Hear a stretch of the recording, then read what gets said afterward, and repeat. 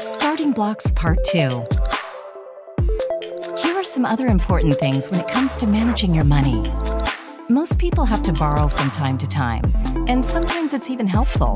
For example, a mortgage for a house, but generally only borrow what you can repay. Also, check out other financing options such as leasing or refinancing debt. Credit cards can be helpful, but sometimes a hindrance. They can help you get a credit rating, showing lenders you can repay your debts. This can make it easier to get a mortgage, for example. They may also be needed for emergencies, but they may lead to spending beyond your means, sometimes with interest on top. So think if you really need one, and if you do, try to pay off your balance each month. Otherwise, using your debit card is a surefire way to make sure you're only spending what you actually have. Another idea is to start a ready fund. It may sound daunting, but getting ready for the best also means being prepared when things don't quite go to plan. The ideal target is 3 to 12 months of living expenses. So then the question is, where to put it? Option 1 is a standard account, secure and ready when you need it.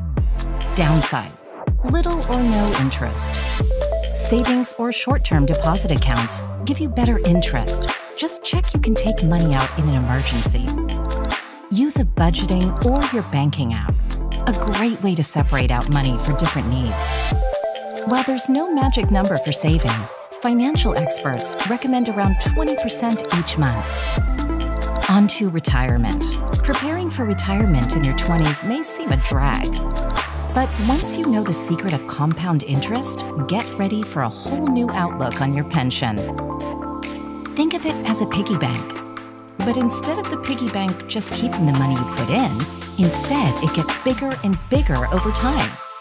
Let's look at an example. Would you rather have 1 million euros now or 1 cent doubled every day for a month? You can see how you can get to a point where the money starts doing the work for you. While tax varies depending on where you're joining us from, it's important to understand. Always check out online tax calculators to check that whatever contract you agree, whether with a company or through sponsorship, leaves you enough to pay the bills. If you're self-employed, there are also various useful tax calculators online to help. Great job!